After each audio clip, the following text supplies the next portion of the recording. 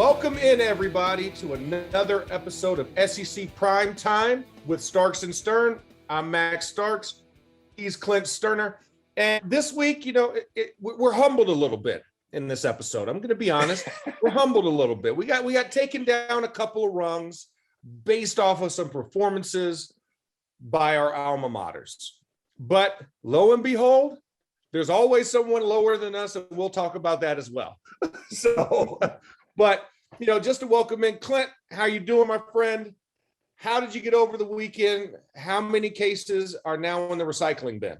You come on, man. I can't give those kind of secrets away. I guarantee you. Look, I didn't have an empty hand. I didn't have an empty hand very often. That's for damn sure. Weekend was good, man. College football, pro ball, obviously, and a lot of SEC matchups and a lot of games that mean something, obviously. So it was a good weekend, brother. Yeah, no, it was a good weekend indeed, except for our alma maters, which we'll touch on first. Obviously, my Gators had everything to fight for. They had everything to win. They had everything to keep slugging away against a wounded Tiger squad early in Baton Rouge, which always bodes well for the visiting team, because the more that they lather up, the later in the day, the tougher it gets to be an environment. So you catch them early. And what we caught was a decent performance, but it fell on deaf ears. The tackling was not there. The run game was an issue for LSU. It looked like it wasn't an issue when we played against them. Poor tackling. Anthony Richardson looked solid in the game when he came in there, but it just wasn't enough. And I didn't feel the sense of urgency from Dan Mullen and company. I didn't feel like they wanted this game. It was more so like, this is a game on the schedule that we have to play versus a game that we want to play. I didn't feel the vengeance. I didn't feel the revenge attitude that normally comes when a team from the previous year that was mediocre knocks you off because of yourself, because of things that you didn't do. And frankly, I was pissed off after that game, because I thought this was a game that we could have had. This would have given us some momentum going into the bye, especially before we're about to go to the cocktail party, just to give us a shot at the cocktail party. And I felt like we didn't get that shot. We got denied at the bar. You know what I'm saying? They gave us a shot of water instead of a shot of tequila. And that kind of, it kind of left you an empty feeling about the Gators. I thought we had gotten over the whole rebuilding curse, but right now, after that loss, it looks like we are a rebuilding team. Like, we're getting ready for Anthony Richardson next year, if he's even going to stay, because he also sent out some cryptic, weird tweets after the game. So, that's a frustration with me. What did you see in the game? What did you think about the performance? That happened. Yeah, look, you can't turn the football over 4 times and expect to beat a decent football team, right? Look at Florida. They're already one-dimensional. They've got to be extremely dominant on the ground if they're going to win ball games, and they've got to stop the run. See, I listed 3 things, and they didn't do any of them, right? They had 4 turnovers. They lost the turnover battle. They were outrushed 321 yards by LSU to 138 yards to them. So, and they're one-dimensional. Look, with Anthony Richardson in there, obviously that changes the game. But when you're rotating quarterbacks in and out, you've got to be able to run the football. You're not going to get any real consistency in the pass game. And so, I think if you look at the box score, you see why they lost this football game. And then, as you said, look, it was a very uninspired performance by the Florida Gators. And that's the monster that Florida is. Nobody knows this better than you, Max. The Florida Gators expect to compete for an SEC championship every year and to compete for a national championship the majority of the time. And when you start the year and you lose to Alabama and you lose to Kentucky and you're sitting at 4-2, there's not a whole lot to play for if your goals initially coming out of the gate were to win a national title and to compete for an SEC title. And I think that's a monster that you battle at a handful of SEC schools right now, or really not right now, long term, that if you don't have anything to play for in terms of championships, then your coach has to go above and beyond to motivate these guys to want to play. And in the 2021 in the game in the college football game today, Max, if you don't have a championship to play for at a handful of schools, which Florida is one of those schools, then your NFL caliber players lose interest, right? Your entire program loses interest because they don't have anything to play for. And then you got to ask Dan Mullen to try to hold all that together. And unfortunately, I don't know if Dan Mullen's going to be able to do that year in, year out right now in Florida. So uninspired football. They didn't win the run game. They lost the turnover game. That's going to end up as a, I don't care if it's Florida or anybody else, that formula is going to end up with a big L at the end of it, 99.9% of the time. Hats off to LSU. They finally ran the football well. They finally stopped the run. Hell, that's exactly the LSU that you and I have known since you and I played in the league, right? I mean, and finally they got back to that, and I'll be damned if they didn't win a ball game. So unfortunate that Florida played the uninspired, lackluster ball that they played because they're a much better football team than that. But you got to tip the cap to LSU, man. They put a good product on the field finally after their coach decided he was out, and maybe that gave him something to play for. Yeah, exactly. They're auditioning for the next head coach. Since you got the lame duck there, we'll get to the Coach O situation a little bit later. Let's turn our attention to Auburn, Arkansas. Ouch. Yeah, I know. This was one that, when you think about it, going into the end of the first half, you felt pretty good, right? 14-10. Like, okay, this game's pretty evenly matched. I mean, Bo Nix had a nice touchdown pass. Tanks Bigsby got one. And then, of course, your boy KJ got him a little passing touchdown as well. But then the second half happened. And the rush efforts did not quite match. Bo Nix started to get a little bit of rhythm. Just kind of give me your thoughts about Arkansas and how they played. And, of course, also about Auburn, because I think that's another thing that we're going to talk about is that West battle and the teams that are emerging as the season progresses. Well, we'll start with Arkansas. Look, this one hurt. I mean, this is the first loss of the season, I think, where Arkansas fans, expected to win. I think the Arkansas program expected to win. It's one of those games where I expected Arkansas to win when you look at the game. You had a team that was very comparable. It was a good matchup. You had them at home. You outperformed them. You produced more from a yardage standpoint. You kept the ball longer than they did from a time of possession standpoint. You should have won that football game. And, Max, this is one of those deals. This is one of those things for me. When we start talking about the meat of the SEC, Auburn and Arkansas are in that meat of the SEC.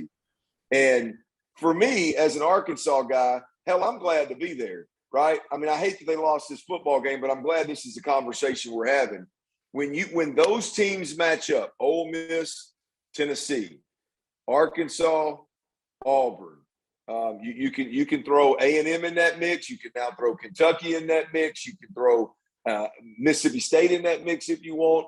But you've got a group of teams right there that when they play each other, the simple things are going to determine the winner, right? That game was a 2-score win for Auburn, but that's not indicative of the game. It was a very tight ball game. But Arkansas missed field goals. Yeah. Arkansas, their quarterback held the football way too long, backed up in his own end zone, and there was a sack fumble for a touchdown, and that changed the entire game. I mean, these are games, Max, where Arkansas-Auburn, right? Auburn went from almost a panic mode of, man, we're on the road. Yeah, we've got them backed up, but we're on the road and we're on the verge of, man, if they score, they can put a lot of pressure on us and we're going to have to really move mountains to win this ball game.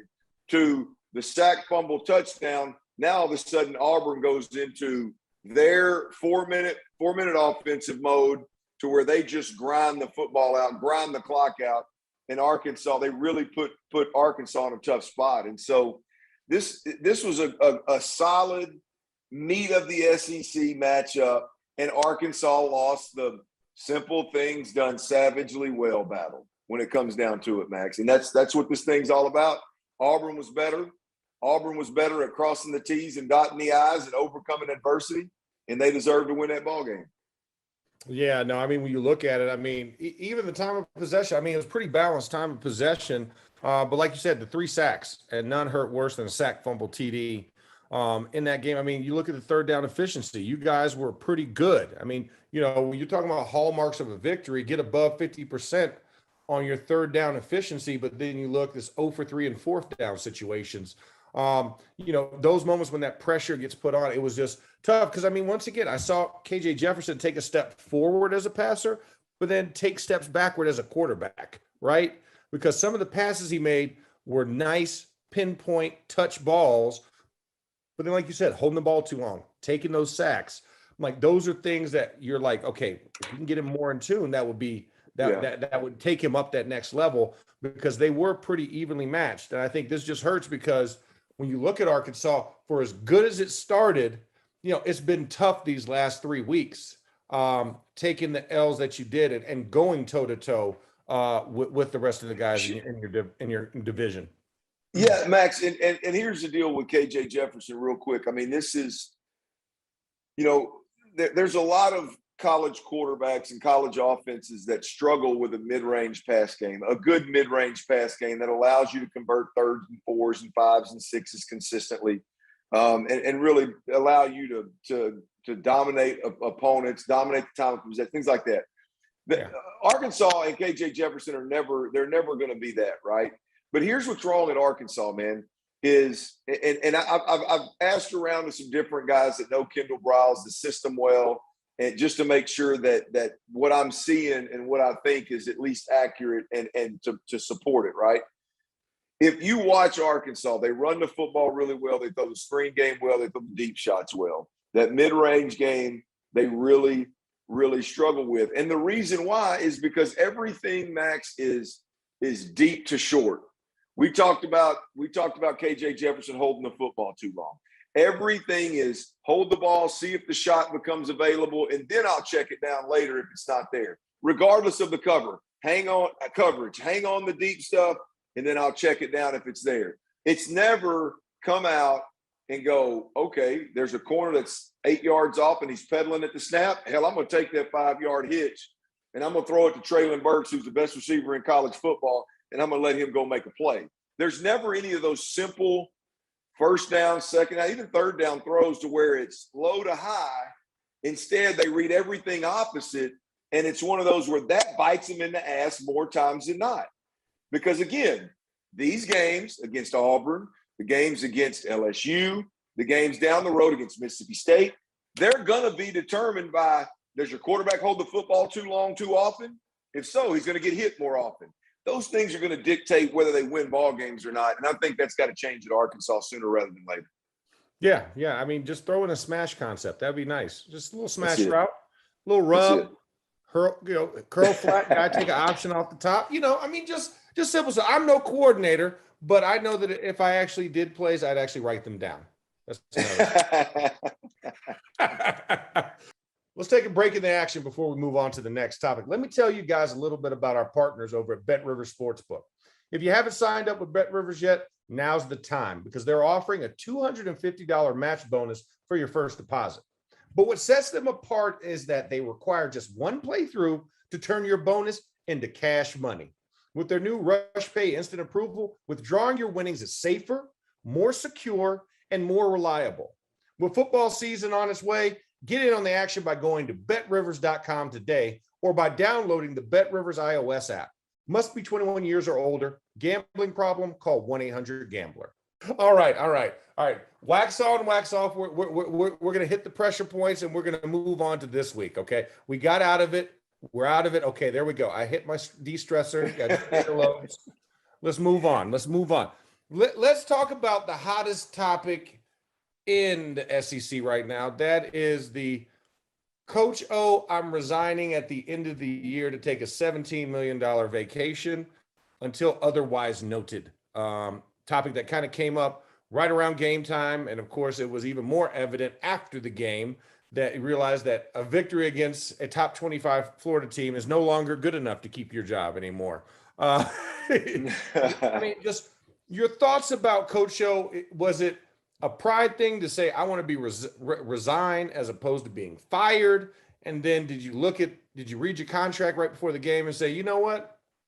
17 mil to not do anything sounds pretty good right now. I mean, what are your thoughts about how that all went down with Coach O and LSU? Wow, man! I don't know how it all went down, but I think there's a really good chance that Coach O looked up and found himself in a position that's borderline embarrassing, right? I mean, and with how he's managed that program since they won the national title. And I'm not talking about hiring the wrong offensive and defensive coordinators or unproven guys and it not working out. I'm just talking about some of the stories that are starting to pop about how he was handling his own business, how he was making other things a priority instead of football. And when all of a sudden, when you're losing ball games and your program appears to be in a dysfunctional state, and those kind of stories start popping, I think this is a save face move by Ed Orgeron. Now, if there wasn't 17 million reasons sitting on the other side to bow out of this thing, I don't think he would. But you're sitting there and you're going, okay, they're already starting to investigate, for a lack of better term. Stories are starting to come out about how he's been conducting his business personally and professionally, and it's all embarrassing. It's all, I don't care how big your ego is or how much of a man that you want to beat your chest is. When you just went through a divorce and this made public how you're acting, no, that's embarrassing as hell. And so, man, I just think that he's got himself in a position where it's very simple for him to go, hey, for me and for the kids and for my staff, it's better off if I just walk away, wash my hands of it, save a lot of embarrassment for everybody involved, which I caused as a head coach, and move on, man. To me, this is not a guy that is in love with coaching football and will do anything to have the head coach position at LSU where he grew up. This is a guy that's running from some embarrassment, if you ask me. And again, they're going to pay him $17 million to run from it. It's an easy decision. Yeah, and I mean, and the other thing is, it's different if you kept personal life separate from professional life, right? Yeah. But they started to bleed and intertwine, and that was where the issues came, because it wasn't like, oh, it's hearsay because the team and the coaches saw it, but the media could see it when they came to watch the practices, or they were privy to being around the program. And I think that's what kind of made it tough. And then, of course, there's that special number between 8 and 10 that has a title before it that also leads to some issues, and that's also with the management problem. So, I mean, it's sad because I knew Coach O, right? Coach O recruited me at USC to be a defensive lineman. Glad he was wrong on what he saw, because but I developed a relationship with Coach O. And to see this kind of go and fall the way that it did after it was such a great kind of Phoenix from the ashes moment, right? Because we remember his previous stint, in the SEC at Ole Miss, and how he got ran out of town and went back to USC. And then now he gets his hometown team to give him a shot, and then he answers them back by bringing a trophy to him. And then to see it kind of all crash and burn is just kind of, it's a sad situation, but also you can't be too sad because, like you said, he has the golden parachute package, and he decided to conduct himself the way that he did. I mean, way too many shirtless shots that I wanted to see, Coach O. Yeah, look, let's be honest, man. I mean, live the life you want to live, man. Go do you. It ain't none of my business, but you got to manage it. Yeah. I mean, any way you slice it, you've got to be able to manage it. And the truth of the matter is him better than I do. Let's be honest. Coach O's not a real dynamic dude, right? When it comes to the juggling act that a head coach has to manage, dealing with Scott Woodward, dealing with the boosters, dealing with players, dealing with the women that you're jacking with off the field, and all the media and all the critics. I mean, you got to be a dynamic dude to sleep well at night when you got all that kind of stuff screwed up, right? He's got it screwed up. He's already won a national title. He's got $17 million. He's single. There's no other reason. Nobody else telling him he needs to stay. This is a save face play if I've ever seen one, and it's probably the right decision, to be honest with you. Yeah, no, completely agree. I mean, where things are, hey, you can't put gasoline on that fire. You got to eventually throw some water on it. That's So right. you got some type of retardant in there to simmer it down. I mean, and that'll be now the next guy's job that LSU is going to have to go out and search for to get the right guy in there to want to go in and clean up and try and save recruits. Because let's face it, we're also in the era of the transfer portal where guys will jump ship immediately, and you have some good building blocks there. But can you keep them? Is the name going to be attractive enough to keep those guys there and not further bury yourself into the bottom of the West? Because because LSU has a lot of pride. This is a very successful program when you look at from 2000 to now over the last 20 years. These boys have played for national titles on more than one occasion, and they're a team that's always looking, to strike like a tiger and wait, right? Right. Yeah. Look, I mean, here's the deal: is if LSU doesn't get this hire right, it's their own fault, man. I mean, this is one of those situations where there's some really, really good coaches out there that we may not even feel like are available, or not that their contracts may not feel like they're available. We all know they are, especially if a school like LSU comes calling. So, Scott Woodward, again, the athletic director at LSU, is no stranger to reeling in the big fish when it comes to finding a coach. I would be shocked if they didn't get an absolute game changer, whether it's a young up and comer that's maybe been there before, that everybody loves, that's super dynamic. You know what I'm talking about, Joe Brady. Joe Brady's the guy that was interviewing for NFL head jobs, so it's not like you'd be taking this major risk that nobody else was willing to take. Or it's somebody like a Lane Kiffin that you pull from an organization, a program within the SEC that is a dynamic offensive mind. It would be a shame if they didn't hit a home run with this particular hire out of the gate. Nobody knows what's going to happen a year or 2 years from now, but this should be a hire that everybody in the SEC sits back and goes, "Uh-oh, what are we going to do?" LSU talent with that head coach. Boy, that spells potential trouble. So if they get it wrong, it's their own damn fault in today's environment. Yeah, I just don't want to see Bill O'Brien get interviewed. Anyways. Oh, that'd be terrible. Because that's what everybody else has done, right? You're getting a lot as either a Saban assistant / coordinator that gets a retread, or, and like you said, I hope it's on the dynamic side. I think what you said makes perfect sense. I'll even throw a Luke Fickell into the mix, as a dynamic coach, but, we'll see. I mean, look at Aranda from Baylor. I mean, he's absolutely killing it. He's got a track record there. Joe Brady in Carolina, he's doing well.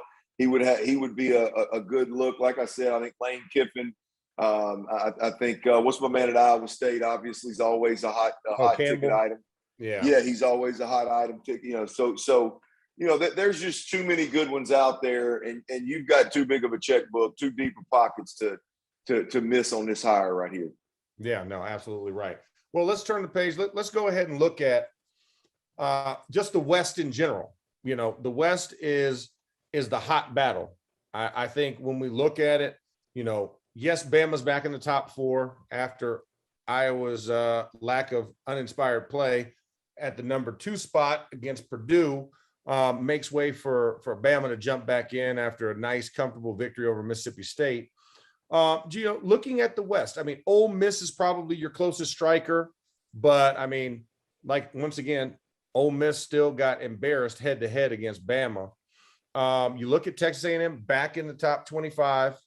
They kind of brought themselves back in, and when we look at the rest, Arkansas, is a team that's on the mend right now. But how do you view? When you look at the West, just the talent. I mean, and we still haven't even talked about Auburn. Auburn's still one of those dark horses. You still got the Iron Bowl at the end of the year, and Auburn still has some big games coming up. I mean, where do you see the West kind of shaking out? I mean, we all know it's all Bama's until somebody takes it away. But how much closer, I think, is the divide and the gap in the West than I think we seemingly always had Alabama just penciled in year and year out, outside of, like you said, an LSU aberration? Yeah, Max, look, I think Alabama's vulnerable, man. And I think that's a game changer, right? when they appear to be just an absolute gladiator and nobody can touch them at the top of the SEC West, it's hard to even consider the A&M, Ole Miss, Auburn, Arkansas, and LSU's that are in that West. That it's hard to even think that those schools could upset Alabama. But we're in a situation where, like I said, I think Alabama's vulnerable, and I think when you look at those schools I just rattled off, A&M's already upset them. Ole Miss gave them the football, turned it over on downs 3 times and a turnover in the first half, and handed them damn near 28 points. So that game's over. You still got Auburn, you still got Arkansas, and you still have LSU if you're Alabama. And I think those 3 schools are in the meat of the West. And those 3 schools, I think all 3 of them, especially by the time you get to the end of the year, I think LSU's coming. They're figuring some things out. But all 3 of those schools are legit. To me, they're legit upset schools. They're legit a problem for Alabama. They've got all 3 of them. They got to go LSU, Arkansas, Auburn on their schedule. I believe they still got all 3 of those left on their schedule. The remainder of the season. I wouldn't be shocked at all if one of those 3 teams were able to upset Alabama.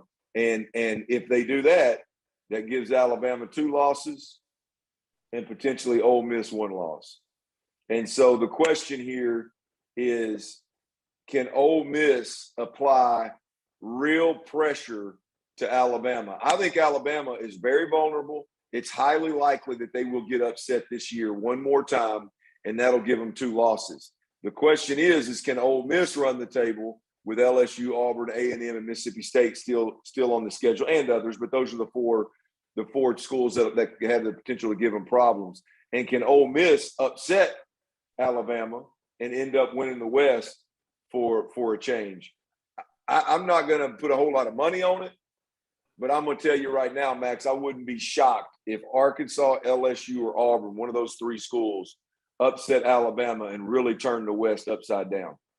Yeah, no, I think you're absolutely right. I think there's a good shot at that just because we've seen Bama stumble. We've seen them falter, and we've seen them crack under pressure. And I think when you look at it, like you said, the rest of that schedule being there, it is daunting. But I think for Ole Miss, having LSU, having Auburn back to back, I think gives Ole Miss a challenge. But if they can get through that gauntlet, I mean, you still got Texas A&M, and then after that, you got Vandy and Mississippi State. So I mean, it's tough, but it's still doable in a lot of respects.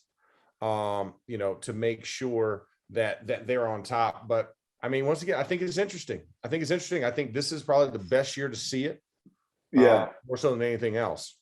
Yeah, Max, the Ole Miss Alabama race to the end here is going to be a very, very interesting one, much more so than what it has been in the past. I really think there's a chance that Ole Miss, if Matt Corral can stay healthy, there's a chance that Ole Miss could legit run the table the rest of the way, and there is a chance that Alabama could be upset. So when you talk about the West, the fact that Alabama's vulnerable and the meat of that West is as strong as it is, and I'm not saying they're world beaters.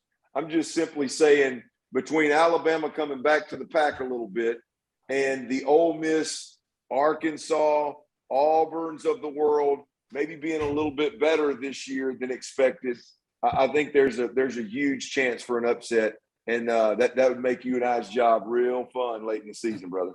Yes, it will. I love when we have to figure it all out, right? I think it's also important to note there is still an Eastern Division, but it is owned by Georgia right now. No question. And they're on bye this week. Cocktail party next week. I'm not looking forward to having to talk to Aaron Murray about cocktail party week, but I will have to do it. And I will live with it.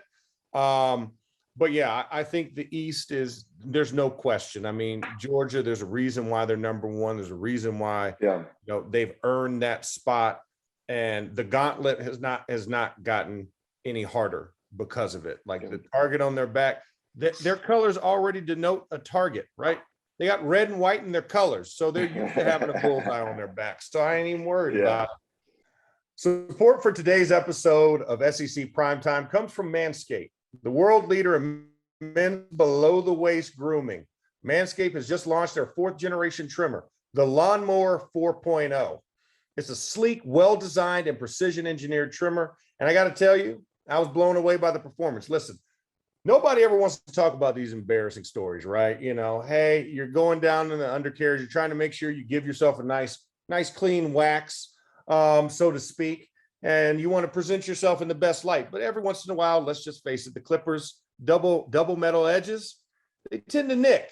And if anybody that's ever shaved, I know I haven't shaved right now, but I will later on this week. You know, you have a nick every once in a while, but it's something, it hits different when it's below the belt. I mean, and you know, in more way than once. So I think that's kind of one of the reasons why I appreciate, you know, what Manscaped has done. They've taken the attention to detail. They've given you a plastic lower tooth so that it's a lot kinder to you. Let me just put it that way. Before getting too detailed, it's a lot kinder to you. So if you are like me and you've had this issue, I think you should try that Lawnmower 4.0, because I tell you what, it's pretty amazing, and I have enjoyed the results. And that's as far as I'm going to take it. You know, the way that Manscaped has engineered just the ultimate groin and body trimmer was simple. They focused on intelligent functionality and providing a comfortable grooming experience. The Lawnmower 4.0 was developed with their trademark skin-safe technology, which includes a cutting-edge ceramic blade that reduces snags and nicks. You need to be confident in any tool you use on your family jewels. Trust me, I know. The Lawnmower 4.0 also has a 4000K LED spotlight, an attachment that allows you to change the lengths of your trim, and a wireless charger. Most importantly, you want to make sure you're not using the same trimmer on your nuts and your face. That's just nasty. That's gross.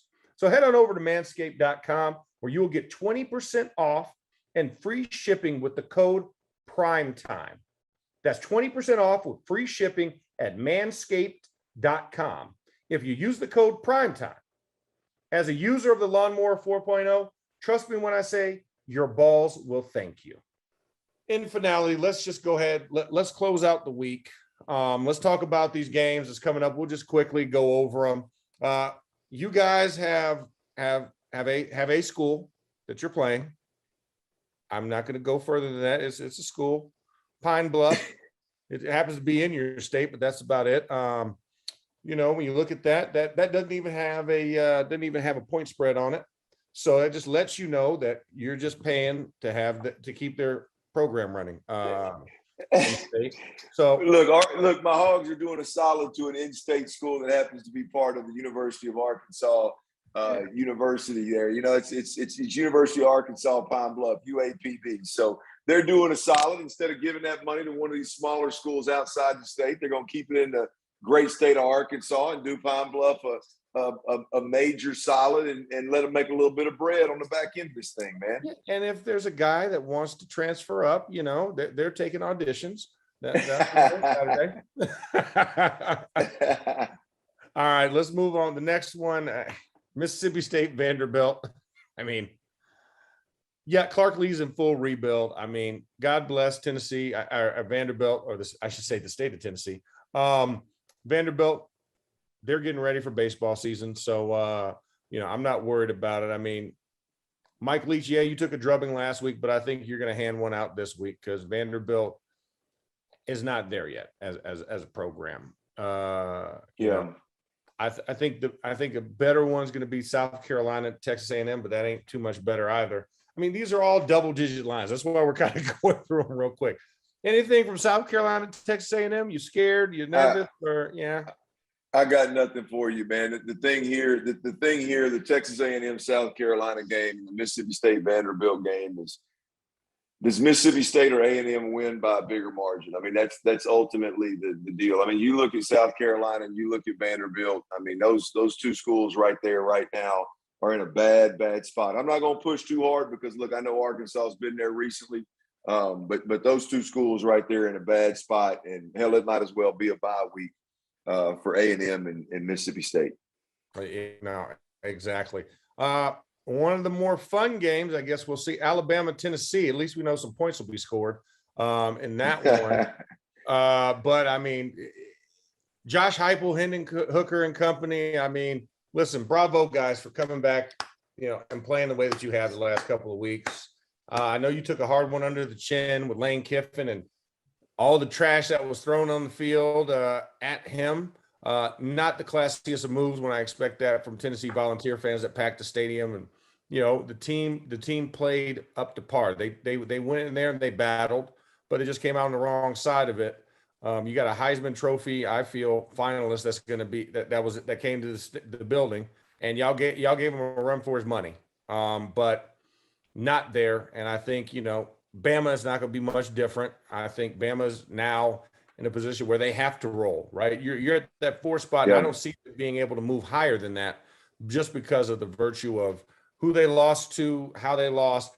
I don't see them leapfrogging anytime soon. I think it's going to be a couple weeks, but they got to keep pace in that game.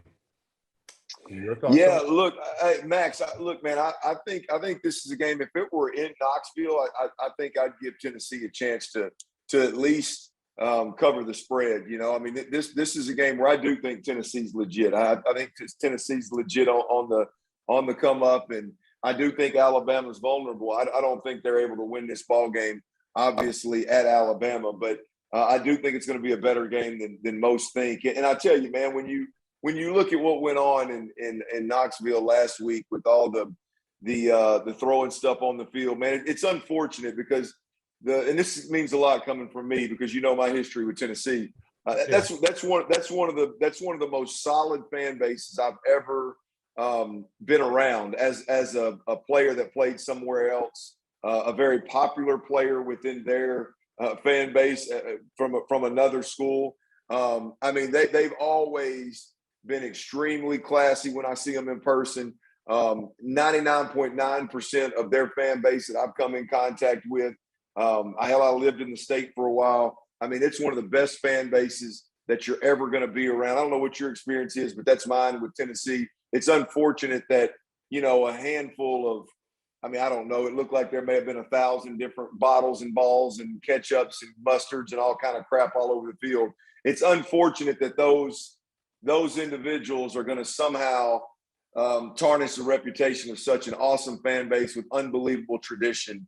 And it's unfortunate that happened. But I think if they were catching Alabama at home, I think I'd give them a chance to possibly be one of the teams that upset, but I don't think they can do it in Tuscaloosa.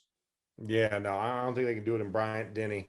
As a guy who was there in Neyland earlier this year, when they were trying to figure out, kind of who they were identity-wise, Joe Milton, Hendon Hooker, and they finally figured it out, and it just was a little bit too late against Pitt early in the season, but they found their stride. And I think, as a Tennessee fan, you have to, take solace in, hey, this was a dumpster fire when Josh Heupel came. Yeah. Just legit. Remember that. It was a dumpster fire. Nobody wanted to be here, and you were hitting the transfer portal more than you could hit the easy button in the Staples commercial. You know what I'm saying? Like, it was, and then you brought them to where you're relevant. You're filling the stadium in less than a year. You're putting up points. And I think that's kind of one of the things where you have to be patient. And I think the patience was just wore thin because you had some feelings towards Lane Kiffin, and that was the way that you felt. But you got to forget that, man. You have a great head coach there now that wants to be there and that is busting his behind to get this program back up and running and back in the race. So don't let it be sidetracked. I know it was like 1,000 out of 100,000, but still, that image is still there for the public that does not know Knoxville, that has not been in Neyland Stadium, that's across the country looking from different places.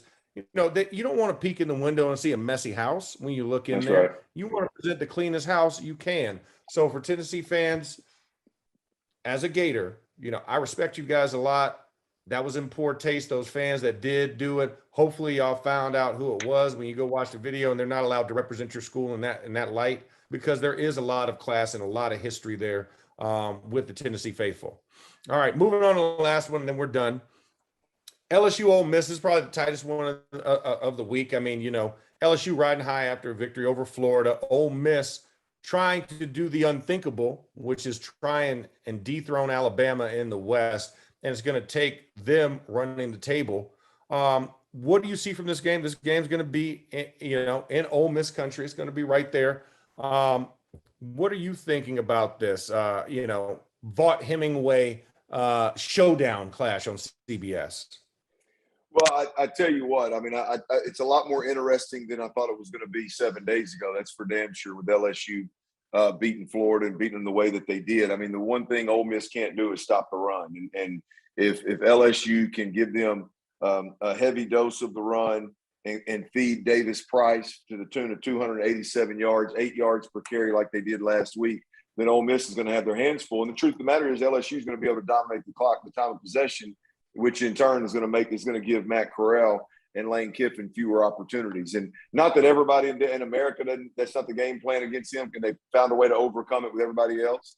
But LSU is going to legit have an opportunity to do that with the way that they played last week. Look, Max, I think this is one that if you the big question and one reason I'm tuning in is Matt Corral.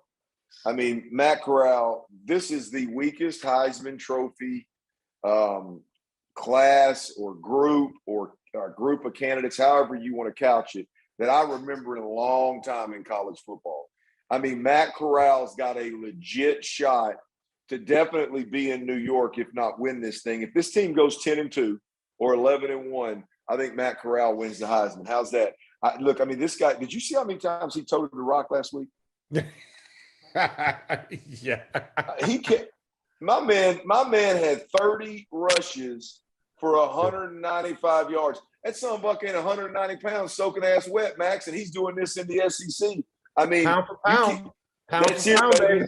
You keep doing things like that. I mean, you put up eye-popping numbers, which we know what he's going to do in Lane Kiffin's offense from a passing standpoint. He's already checked those boxes with 6, 7, 8, 10, 15 touchdowns a damn game down the stretch. He's leading this dude's got 80. I think I wrote it down.